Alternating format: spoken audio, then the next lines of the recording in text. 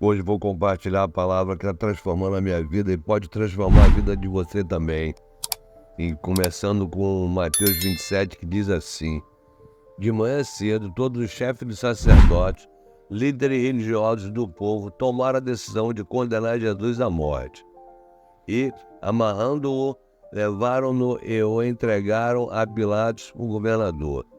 Quando Judas, que havia traído, viu que Jesus fora condenado, foi tomado de remorso e devolveu ao chefe do sacerdote e aos líderes religiosos as 30 moedas de prata. E disse: Pequei, pois traí sangue inocente. E eles retrucaram: Que nos importa? A responsabilidade é sua. Então Judas jogou o dinheiro dentro do templo, saindo, foi e enforcou-se. Os chefes dos sacerdotes ajuntaram as moedas e disseram: É contra a lei colocar este dinheiro no tesouro, visto que é preço de sangue. Então decidiram usar aquele dinheiro para comprar o campo do olheiro, para cemitério de estrangeiros. Por isso, ele se chama Campo de Sangue até o dia de hoje. Então se cumpriu o que fora dito pelo profeta Jeremias. Tomaram as 30 moedas de prata, preço em que foi avaliado pelo povo de Israel, e as usaram para comprar o campo do olheiro, como o Senhor me ordenou.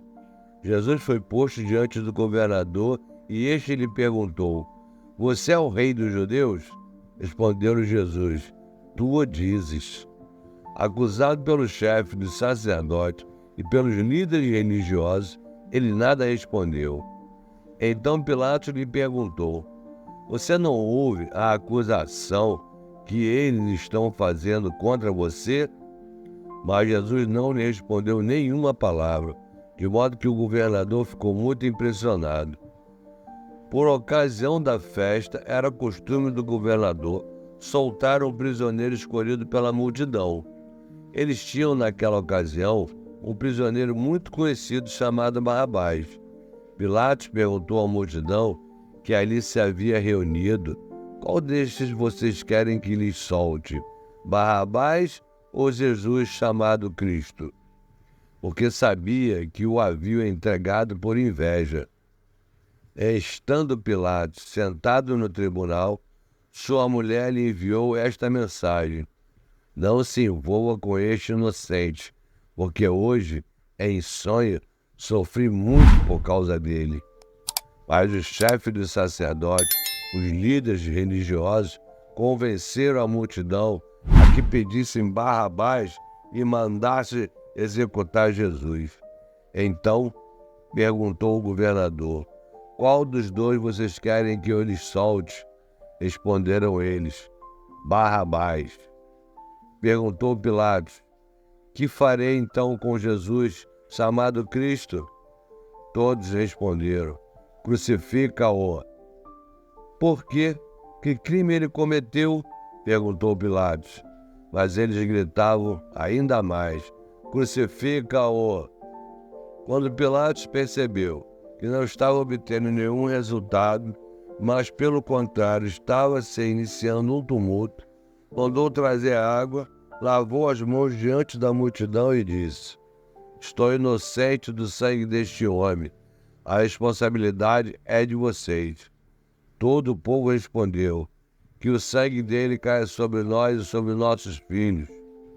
Então Pilatos soltou-lhes Barrabás, mandou açoitar Jesus e o entregou para ser crucificado. Então os soldados do governador levaram Jesus ao pretório e reuniram toda a tropa ao seu redor. Tiraram-lhe as vestes e puseram nele um manto vermelho. Fizeram uma coroa de espinho e a colocaram em sua cabeça. Puseram uma vara em sua mão direita e, ajoelhando-se diante dele, zombavam: Salve, Rei dos Judeus! Cuspiram nele e, tirando-lhe a vara, batiam-lhe com ela na cabeça. Depois de terem zombado dele, tiraram-lhe o manto e vestiram-lhe suas próprias roupas. Então o levaram para crucificá-lo. Ao saírem, encontraram um homem de Cirene chamado Simão e o forçaram a carregar a cruz. Chegaram a um lugar chamado Golgotá, que quer dizer lugar da caveira, e lhe deram para beber vinho misturado com fel. Mas, depois de prová-lo, recusou-se a beber. Depois de o crucificarem, dividiram as roupas dele, tirando sorte. E sentando-se, vigiavam-no ali. Por cima de sua cabeça colocaram por escrito a acusação feita contra ele. Este é Jesus, o Rei dos Judeus. 2 ladrões foram crucificados com ele, um à sua direita e outro à sua esquerda. Os que passavam lançavam-lhe insultos, balançando a cabeça e dizendo: Você que destrói o templo e o reedifica em 3 dias, salve-se! Desce da cruz, se é filho de Deus. Da mesma forma, os chefes dos sacerdotes, os mestres da lei e os líderes religiosos zombavam dele, dizendo: Salvou os outros, mas não é capaz de salvar a si mesmo. E é o Rei de Israel. Desça agora da cruz e creremos nele. Ele confiou em Deus, que Deus salve-o agora, se dele tem compaixões, pois disse: Sou o Filho de Deus. Igualmente o insultavam os ladrões que haviam sido crucificados com ele. E houve trevas sobre toda a terra, do meio-dia às 3 horas da tarde.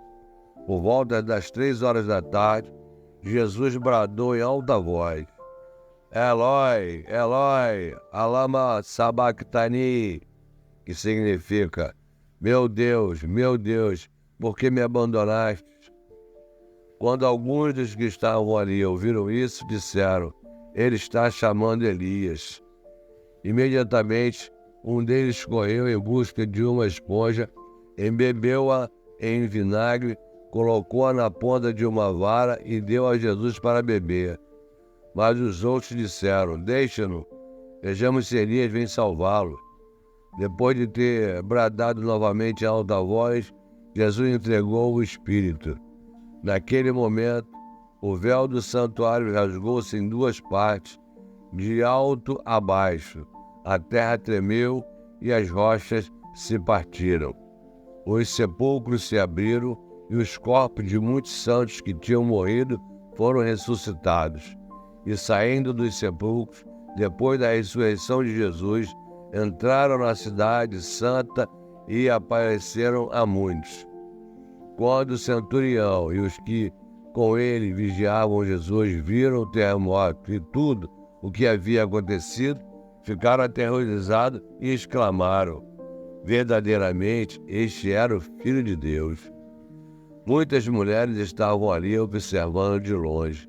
Elas haviam seguido Jesus desde a Galiléia para o servir. Entre elas estavam Maria Madalena, Maria, mãe de Tiago e de José, e a mãe dos filhos de Zebedeu. Ao cair da tarde, chegou um homem rico, da Arimateia, chamado José, que se tornara discípulo de Jesus. Dirigindo-se a Pilatos, pediu o corpo de Jesus, e Pilatos ordenou que lhe fosse entregue. José tomou o corpo, envolveu-o no limpo lençol de linho e o colocou no sepulcro novo, que ele havia mandado cavar na rocha, e fazendo rolar uma pedra grande sobre a entrada do sepulcro, retirou-se. Maria Madalena e a outra Maria estavam sentadas ali, em frente do sepulcro. No outro dia, que era o seguinte ao da preparação, os chefes dos sacerdotes e os fariseus dirigiram-se a Pilatos e disseram: Senhor, lembramos que, enquanto ainda estava vivo, aquele impostor disse: depois de 3 dias ressuscitarei. Ordena, pois, que o sepulcro dele seja guardado até o 3º dia, para que não venham seus discípulos e, roubando o corpo, digam ao povo que ele ressuscitou dentre os mortos. Este último engano será pior do que o primeiro. Levem um destacamento, respondeu Pilatos. Podem ir e mantenham o sepulcro em segurança como acharem melhor. Eles foram e armaram um esquema de segurança no sepulcro e, além de deixarem o destacamento montado guarda, lacraram a pedra. Depois do sábado, tendo começado o primeiro dia da semana, Maria Madalena e a outra Maria foram ver o sepulcro. E eis que sobreveio um grande terremoto, pois o anjo do Senhor desceu do céu e, chegando ao sepulcro, rolou a pedra da entrada e assentou-se sobre ela. Sua aparência era como um relâmpago e suas vestes eram brancas como a neve. Os guardas tremeram de medo e ficaram como mortos. O anjo disse às mulheres: não tenha medo. Sei que vocês estão procurando Jesus que foi crucificado. Ele não está aqui. Ressuscitou como tinha dito. Venham ver o lugar onde ele jazia. Vão depressa e digam aos discípulos dele: ele ressuscitou dentre os mortos e está indo diante de vocês para a Galiléia. Lá vocês o verão. Notem que eu já os avisei. As mulheres saíram depressa do sepulcro, amedrontadas e cheias de alegria, e foram correndo anunciá-lo aos discípulos de Jesus. De repente, Jesus a encontrou e disse: salve! Elas se aproximaram dele, abraçaram-lhe os pés e o adoraram. Então Jesus lhe disse: não tenham medo. Vou dizer a meus irmãos que se dirijam para a Galiléia, lá eles me verão. Enquanto as mulheres estavam a caminho, alguns dos guardas dirigiram-se à cidade e contaram ao chefe do sacerdote tudo o que havia acontecido. Quando os chefes dos sacerdotes se reuniram com os líderes religiosos, elaboraram um plano. Deram aos soldados grande soma de dinheiro, dizendo-lhes: vocês devem declarar o seguinte: os discípulos dele vieram durante a noite e furtaram o corpo enquanto estávamos dormindo. Se isso chegar aos ouvidos do governador, nós lhe daremos explicações e livraremos você de qualquer problema. Assim, os soldados receberam o dinheiro e fizeram como tinham sido instruídos. E esta versão se divulgou entre os judeus até o dia de hoje. Os 11 discípulos foram para a Galiléia, para o monte que Jesus lhes indicara. Quando o ouviram, o adoraram, mas alguns duvidaram. Então Jesus aproximou-se deles e disse: foi-me dada toda a autoridade no céu e na terra. Portanto, vão e façam discípulos de todas as nações, batizando-os em nome do Pai, e do Filho, e do Espírito Santo, ensinando-os a obedecer a tudo que eu lhes ordenei. E eu estarei sempre com vocês até o fim dos tempos. Meu querido, essa palavra está me transformando e vai transformar você também. Agora eu vou compartilhar com você o devocional de Kenneth Hagin, que diz assim: no dia 14 de janeiro, reconciliando. Deus estava pessoalmente presente em Cristo, reconciliando consigo o mundo, restaurando-o a seu favor, não imputando aos homens as suas transgressões, nem contando-as contra eles, mas cancelando-as. E nos confiou a palavra da reconciliação, da restauração. 2 Coríntios 5,19. Irmão Hagin perguntou certa mulher: por que não fico curada? Sei que Deus prometeu que me curaria.